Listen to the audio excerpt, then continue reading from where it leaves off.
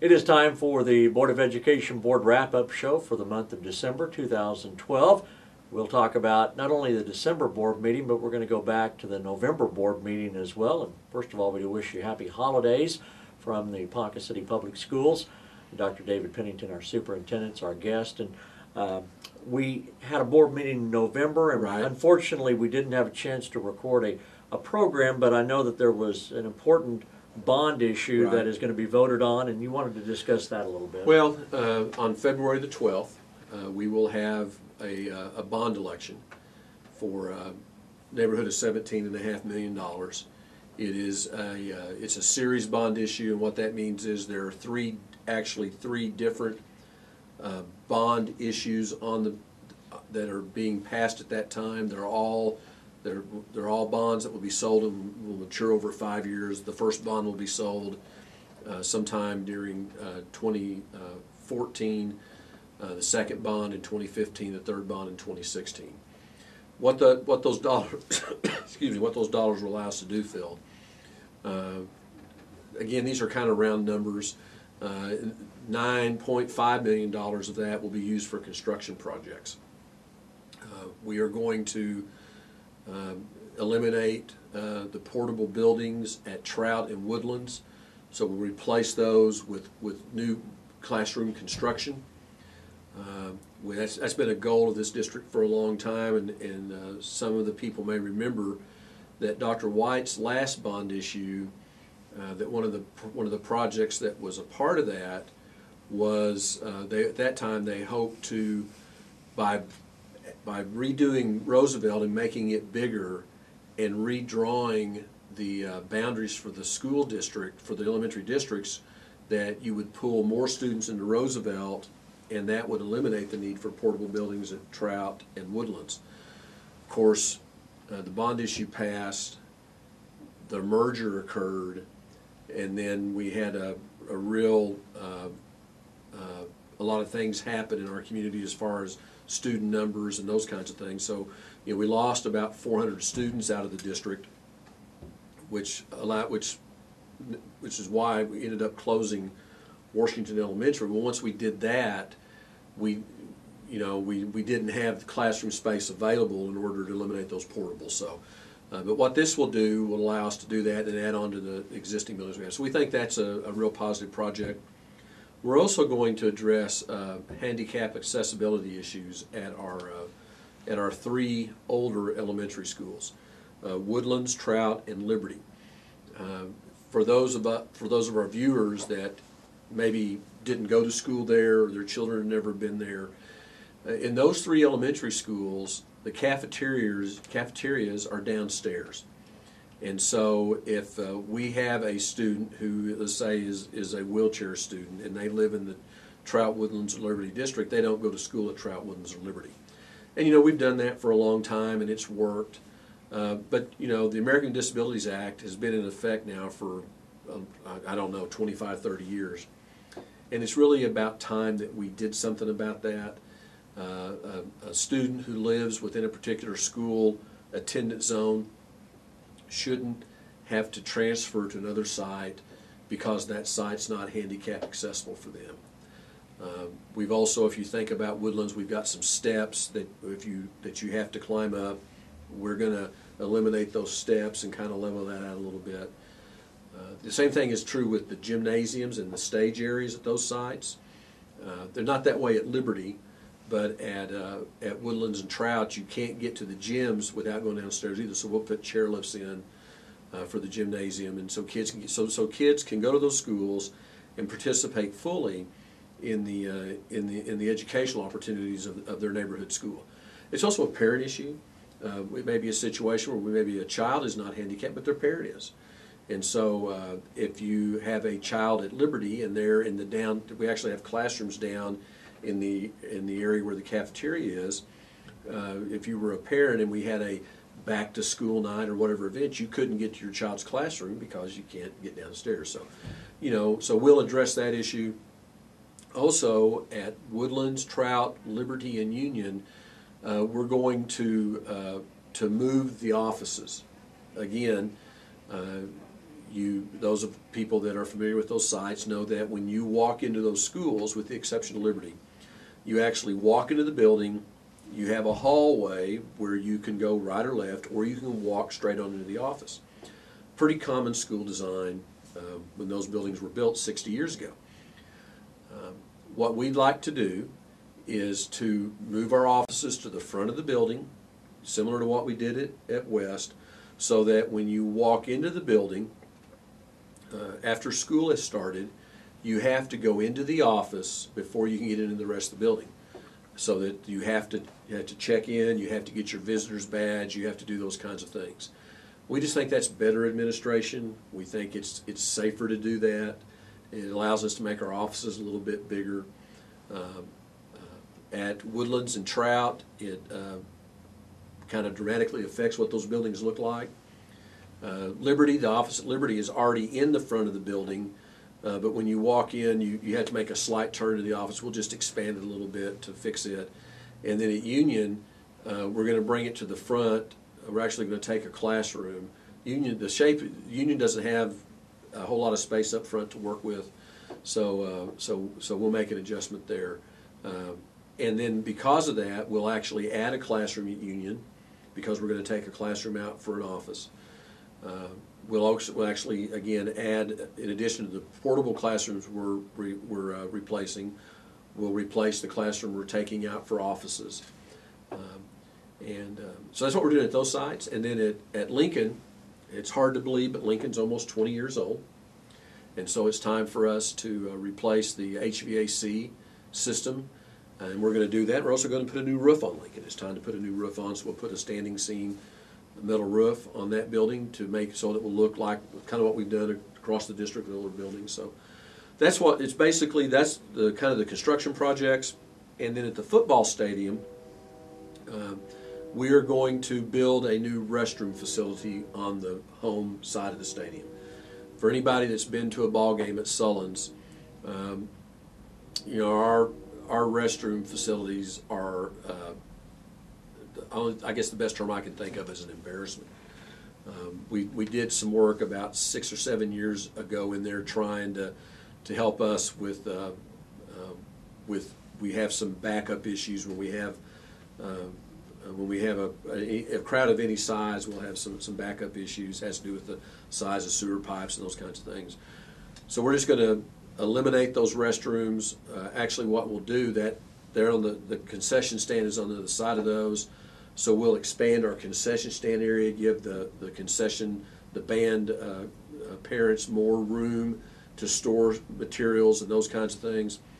We will locate the new restrooms. They'll take a part of that 9th grade practice field. And then we're also, at that same time, we're going to build an elevator pit, so that hopefully out later, we'll build a new press box. And we believe that's something we need to do. Deciding what that press box is going to look like and how big it will be and those kinds of things is part of the discussion we have to have. But whatever we do with the press box, again, because of ADA requirements, we're going to have an elevator to get to it. So we'll go ahead and do all that preliminary work, so that hopefully, maybe I'm not going to say exactly when, but sometime in the near future, we'll come back and we'll have a discussion about a new press box for the stadium, and we probably, we keep doing projects, and you keep thinking, well, when are we ever going to be done? The thing I've kind of figured out about school, we're never done. There's just always things to do, and I think that as much as I love Sutherland Stadium, and I think everybody else does too. It's about time for us to really take a really hard look at that facility and what do we need to do to dress it up and to make it a better environment. I mean, you see that. You travel the state. Where our stadium was when you think about comparable school districts in 2004 and where we sit today 9 years later. And I think, again, it is worth pointing out, because I know you and I have had this discussion and you have had it, a press box is not part of this bond issue. No, it is not. It is not. We are not building a press box with this bond issue.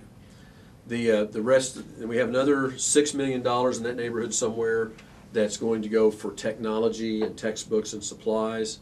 What are we going to get for that money? We're going to buy, we'll have Promethean boards in every classroom. We're actually going to be able to replace the original Promethean boards we bought, which are, some of those are 6 or 7 years old now. It's time to replace those.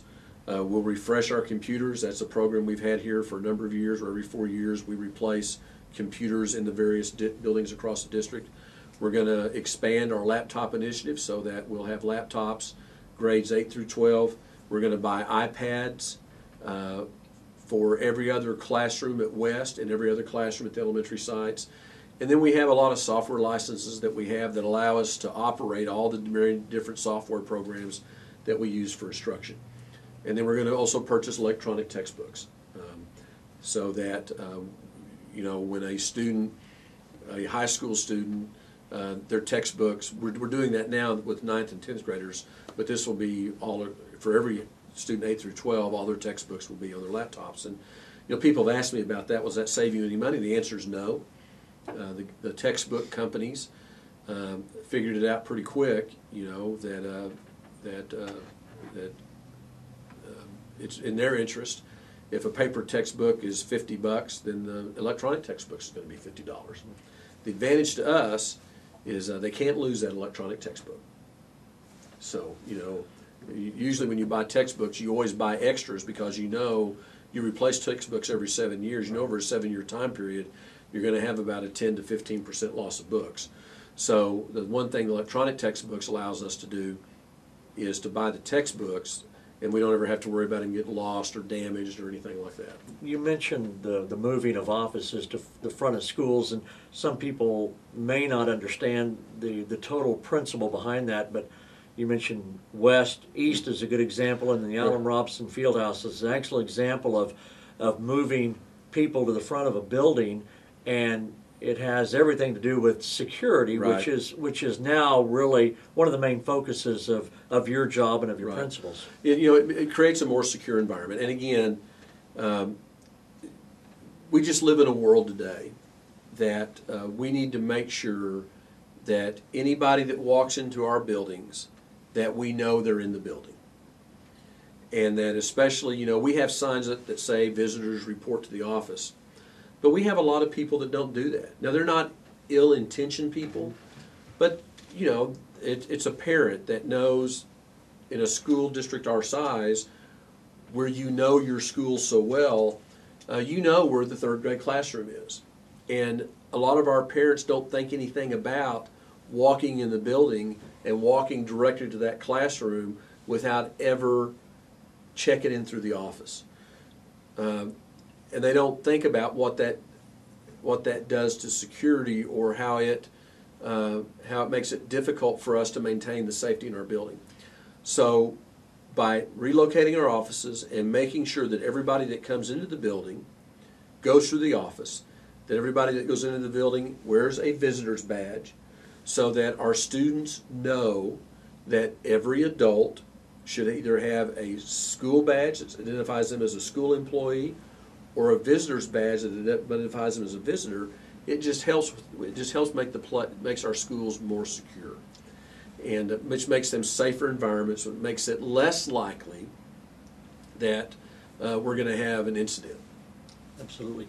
And the other part of that bond issue vote is that it is considered a supermajority, so right, you have to get a 60 percentile, and that's why it's important that people understand everything and have all their questions answered before February 12th, so they can go make a good educated vote. And again, obviously, once we get into the first of the year, they'll see more not only on the various ways that we communicate with the public, whether it be through radio stations, television shows like this, our Facebook page. I mean, probably more articles, newspaper will be out in the the different civic groups across town, trying to get this message out.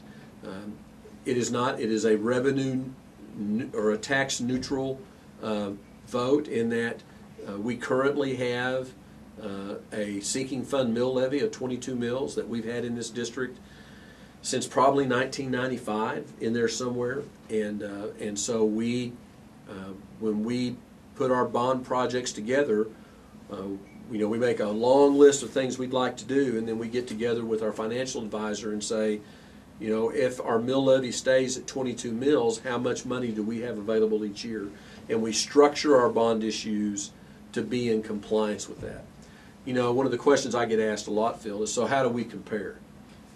The 22 mills sinking fund mill levy that we pay in Ponca City is the lowest mill levy of any of the other K-12 districts in K County. So folks that live in Tonkawa, Blackwell, and Newkirk are paying a higher sinking fund mill levy than we are here in Ponca City. And we're one of the lowest sinking fund mill levies of all the large school districts in Oklahoma. Now, is that good or bad? It works for us. We're very fortunate that we've been able to make improvements and stay at a level playing field. There may come a day out there sometime where there's a project that we need to do that we can't do that, and we need to have a discussion about maybe for a short time period having a mill levy at 27, 28 mills.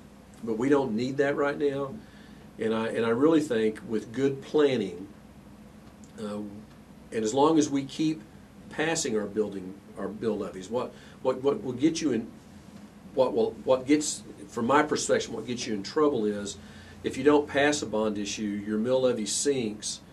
You don't do something. You don't address your building needs for a few years. Then you get to a critical stage where you have to do it, and now your mill levy has to go up to 34 or 35 mills. In the long run, you end up paying more. So the decision in this community that was reached in the 90s, that let's see what we can do with a mill levy at 22 mills, has really worked Ponca City, worked us well. And I think that, we are an older school district.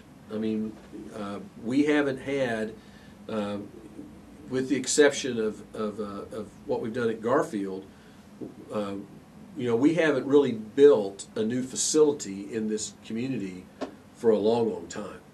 We've updated, we've renovated, but we haven't built new stuff. And so we have older buildings. I mentioned Trout, Liberty, Washington, which we've got closed right now, but Trout, those buildings were all built in the 50s and 60s. West was built in the 50s. East was built in the 1920s, Roosevelt in the 1920s. Union was built in the mid-80s. The high school has had additions made to it, but basically, the high school campus, the original high school building was built in the 20s, and the last new construction we had done there, where we added the math and science wing, was I think 2002, 2003. It was before I got here. But we just have older buildings, and I think one of the things that when I have people from out of town that come visit our sites, one of the things that I consistently hear from them is that, what good shape our buildings are in. Well, that didn't happen by accident. It happened because the people of this community have been willing to invest in their facilities, and I hope they continue to do that on February 12th. The other is the Robson Fieldhouse, which is almost 40 years old. Yeah, it's kind of hard to believe. It's hard to think of it in terms like that, but I can't believe that Lincoln is 20 years old. It seems like it was just built. Union, 30 years old, and it seems to me like it's just built. Now, on that same day, people will also be able to vote. We have a school board race that day. Right. We do. We have Judy Troop's seat is the one that we're going to have an election on, and she has drawn 2 opponents. Judy's been a board member now for 9 years. She's a former teacher in the Ponca City Public Schools. Obviously, it'll be interesting to see what the campaign is like. Look, anybody that wants to serve the children of this community, I take my hat off to them. I would encourage everyone to examine the candidates and look and see what they, what it is, the question I always have with anybody, why would you want to do this job? Because it's a thankless job. It truly is. Board members don't make any money. When they run for a board seat, they're committing to 60 Monday nights out of their life. Okay, they're committing to a minimum of 60 additional meetings that they'll attend when we have committee meetings.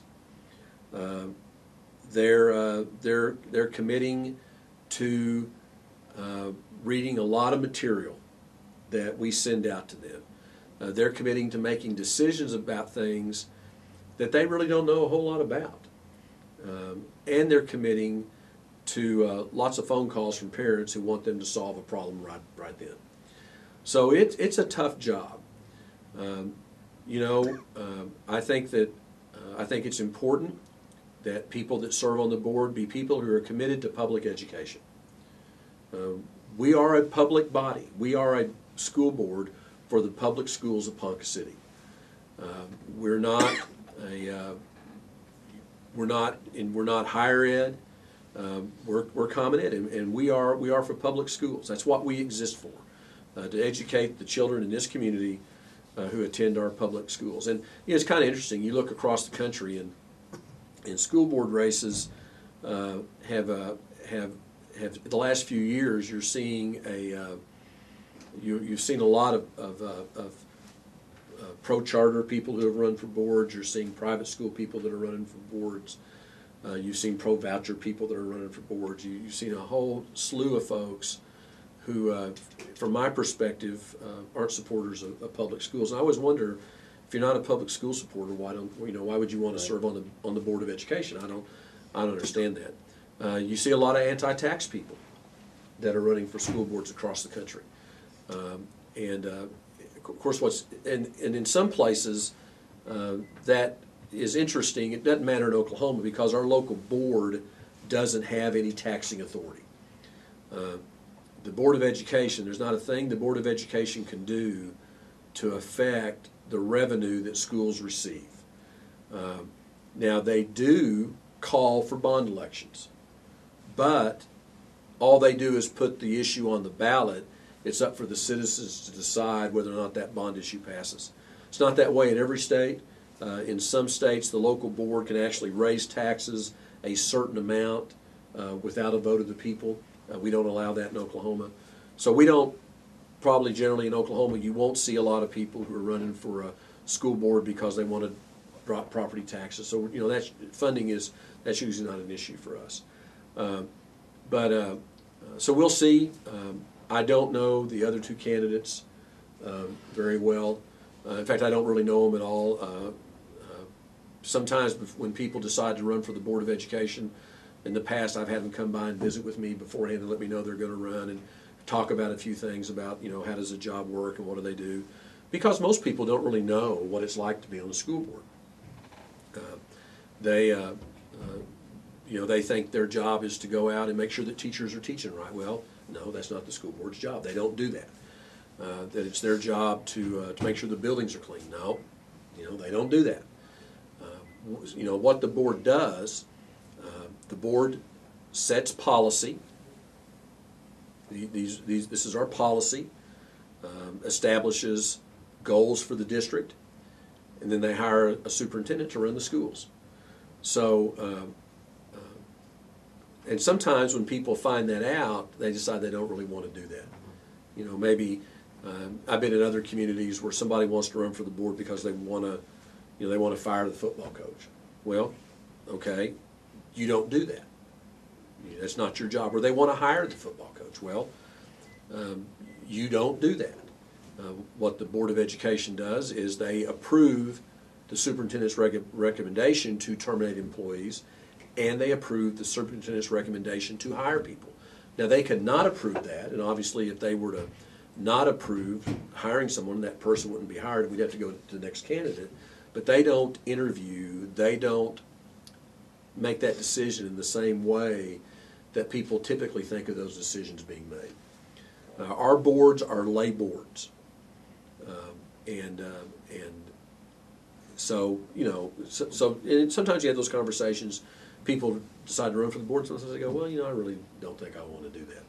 So it's interesting. I think that obviously, but anybody, I have a great respect for anybody that's willing to throw their name in a hat, put their name on a ballot, and give people a chance to say that they want them into a job or not. I know personally, I don't know that I can handle the rejection. If I didn't win, I think I'd be crushed. Right.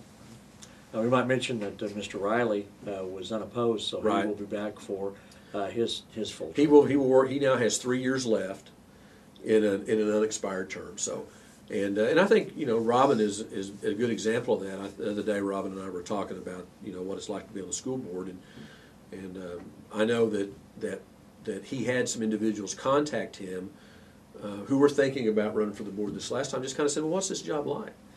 And I think the thing that Robin told him is that it's a 10 to 20 hour a week deal, just figuring out what's going on. Because we don't slow down and stop for a new board member. I mean, the school moves forward, and so we have decisions that have to be made.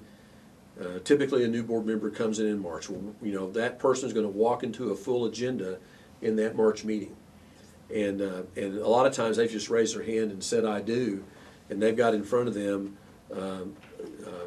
decisions that sometimes involve millions of dollars, and they have to they have to move forward right away. We have things that we're doing curriculum wise that we've been working on for several years. Well, we're going to continue to do those things. We don't stop when we have a new board member and review all that. I mean, we try to get them as up to date as quick as we can, but we're going to move forward. And so they have a lot of catching up to do. And I've said this many times. I really think it takes about 3 years for somebody to be on the board for 3 years before they ever really figure out what's going on. And then the other part of it is, one of the things we did last night is we approved a lot of new board policies or changes and tweaks to existing policy. And I don't even know how many pages of documentation we sent out to the board, but finally I had one board member who asked me about it, and they said, we don't have any choice, do we? These are things that have been mandated by the legislature. We have to make these changes. And the reality is that's exactly right. So much of what our school board does, things that used to be board authority. It used to be when you went to if you went to 5 districts and you took their policy books and opened them up, you would see different policies about all kinds of things. But if you take 5 policy books today across the state and you open them up,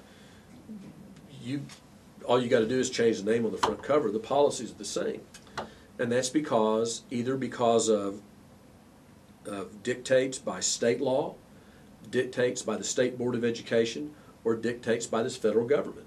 So the most basic authority that local boards have, the authority to make policy, they've lost a lot of that over the last several years.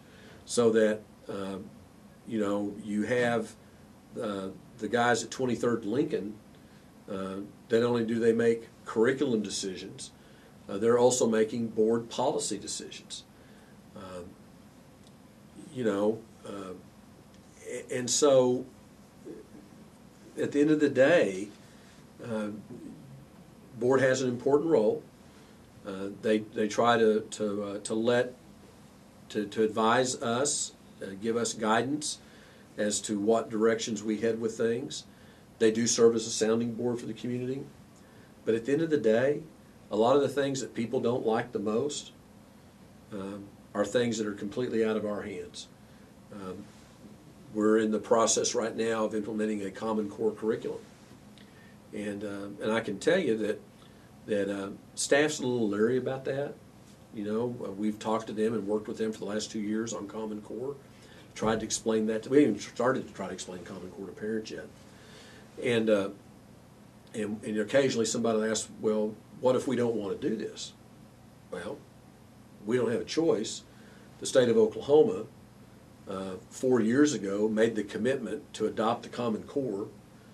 That process has started. We're going to implement in 2014. We're going to start assessing us on the Common Core, I think, in 2015. So, at the end of the day, if if we were to say as an administrative staff and as a faculty and as a school board, we don't think this is the right way to go, we're going that direction anyway, because that's the law, and we have to abide by decisions that are made by the state legislature and the State Department of Education. So it's interesting. Governance is interesting, and how that's turned out, and so anyway, I just hope people will take the time to learn about the candidates, and we'll cast a ballot and make a wise choice. Now, this is we haven't had a 3-candidate race in a long time. Somebody has to get 50% plus 1 to win on February 12th. If we do not have somebody get 50% plus 1, then there will be another election. I think maybe it's in April. Yeah. So, chances are pretty good with a 3-person race that you're probably looking at a runoff in April sometime. One other thing before we end our program, when you haven't been able to sit here, Nancy Niemann has done our show with us over the last several years, and they had a reception. She is retiring, and I know you would like to at least acknowledge her work over the years. Well,